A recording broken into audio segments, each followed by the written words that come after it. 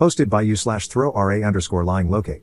My girlfriend Amy, 24F, and I, 27M, went on our first date about 1.5 years ago, took things slowly while being exclusive, and have been officially dating for 1 year. Overall, the relationship has been pretty good, aside from some small hiccups in communication that she attributes to her neurodivergence. Amy isn't great with texting, which I initially thought was a red flag until I found out she's like that with almost everyone, including most of her friends and family. To give a little background, Amy and a few of her girlfriends attend this conference a few states away twice per year. It's a 2-day event, which they usually turn into a 5-day vacation because it requires a flight and hotel, and it's in a nice city. Amy's friend group is typically very active on social media during these trips, posting on their Instagram stories at all points, flights, conference, beach, etc. This weekend was supposed to be their third time attending. Amy and her friends had their flights and hotels booked for a few months, as confirmed by some of their posts on social media, expressing excitement about having everything booked. Unfortunately, the conference was cancelled, but since they had already booked everything, they decided to still enjoy the vacation. My girlfriend and I had a date night last weekend. She was telling me how excited she was for her trip. Everything was good, but at the end of the date, I caught a glimpse of Amy's phone. She was on her airline app, and it looked like she was reading cancellation policies.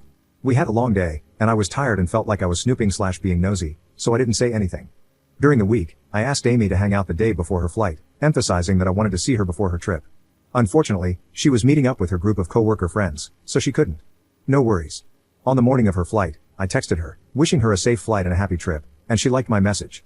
We haven't talked since. As I said, she's not a big texter, so we usually don't text much besides planning dates and in emergencies. I figured she was on her trip, so I haven't texted to plan a date. Now on to the main issue. Amy is supposed to be a few days into her trip, and I noticed that none of her friends were posting on Instagram. I thought that was weird because they usually post a lot, but I shrugged it off. That was until tonight. Amy started posting videos of herself at a show. It looked fun, and I didn't think twice about it, until the ending, where the show host called out, "Thank you," followed by the name of the major city near where we live, about a 30-minute drive. I looked up the name of the show, and sure enough, it was in that nearby city this weekend. Meaning she wasn't on that vacation after all and never thought to mention it to me. I did a little snooping on Venmo and found out that over 2 weeks ago, Amy's friend paid her back the money that Amy had sent her for the hotel and car rental. So, she's known the trip was cancelled for 2 weeks and hasn't said anything to me, even when I brought it up. Where do I go from here? I feel like I'm suddenly spiraling, overthinking everything lately to see if I've missed any signs. I've already started assuming the worst, and I'm panicking. I'm out of town for the weekend, and this has completely thrown off my trip. Is this worth a conversation, or is the relationship already over? Is there any reason she wouldn't have said something by now?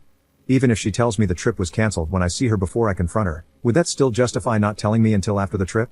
Please, any advice is greatly appreciated. Thank you. Edit. Her best friend just uploaded a picture of them together during the show, so I know she wasn't there with some other guy, but that still doesn't explain the lying. Update 2.5 weeks later. Hey everyone, I had some DMs asking for an update, so here it is.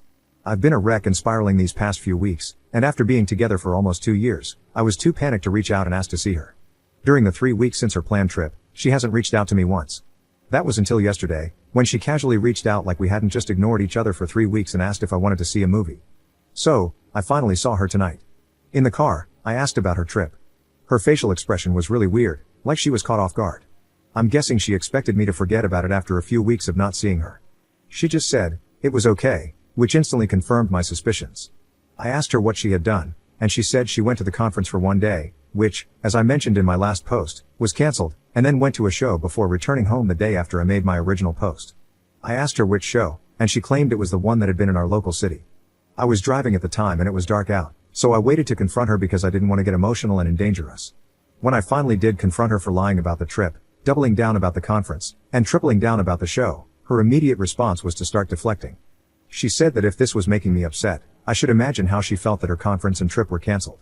She mentioned how heartbroken and upset she was about the cancellation, which happened 5 weeks ago, and that she didn't want to talk about it. She kept saying that she doesn't owe it to me or anyone else to share her business or what's going on in her life. I, of course, called her out for gaslighting me, to which she responded by saying she wasn't gaslighting me, kind of ironic, I guess. When I explained how it made me feel and how she damaged my trust in her, she belittled my feelings again, rolling her eyes and saying, it was only a show. This conversation ended up opening up a much bigger issue in our relationship that I hadn't mentioned in my last post, maybe due to denial. Generally, Amy treated me really poorly throughout the relationship. She was hot and cold, put zero effort into communication, and it never felt like she made me a priority. She gave me no affection or compliments, despite gushing over male celebrities all day. She made little effort to connect me with her family and friends. We've talked about all of this a few times, and she would always say she was overwhelmed, with some new excuse each time, and promise it would get better. I would cave in and agree to work through things. As expected, things never got better. This time was the same. She blamed a new job for being overwhelmed, and that's why she's been so distant. But this time was different. I guess her blatant lie to my face, combined with your comments in the back of my mind, gave me the strength to finally put my foot down. I broke up with her then and there. She kept begging me for one more chance, asking me to think it over for a few days, saying she cares about me and didn't intend to hurt me, all that nonsense. But the whole time, I was the one bawling, and there wasn't a single tear on her face. It really broke my heart to end things, but I've also grown to hate myself for putting up with her treatment for so long. I'm hurting a lot right now, and I'm scared to get back into the dating world after 2 years of aging and some weight gain. I really loved her with every bit of my heart, and I'm terrified to picture my life without her. I really want to call her up and give her one final chance to make things right, but I know I'd never forgive myself if she didn't change and broke my heart again. I'm hurting badly, and I could really use some words of encouragement right now. Thank you all. Commenter. Op said she is neurodivergent, and I'm finding a lot of people using this as an excuse to treat others poorly. Oh, I have poor communication skills, etc. It's become such an easy cop-out for avoiding accountability for one's crappy, hurtful actions. I had an ex who decided at one point to self-diagnose with autism so he could constantly use it as an excuse for belligerently disregarding people's feelings. He had demonstrated for years prior that he was perfectly aware of how hurtful his behavior was, he just didn't care. Suddenly, he claimed he had no idea. The motherfudger was an absolute manipulator. He always knew exactly what effect his actions would have and did it on purpose. That was one of the final straws that led our whole friend group to jettison him, actually, because everyone's response was, "We've met autistic people before, and no, you definitely aren't." I've never met an actual neurodivergent person who, if you plainly tell them that something they said or did was hurtful and explain why, wasn't immediately remorseful and apologetic for causing hurt, even though they had no idea they were doing so. Most neurodivergent folks don't want to hurt anyone and are mortified when they realize they have unknowingly done so. The ones who just say, "Oh well, I'm neurodivergent, so you have to deal with it," whether real or fake, are just colossal jerks.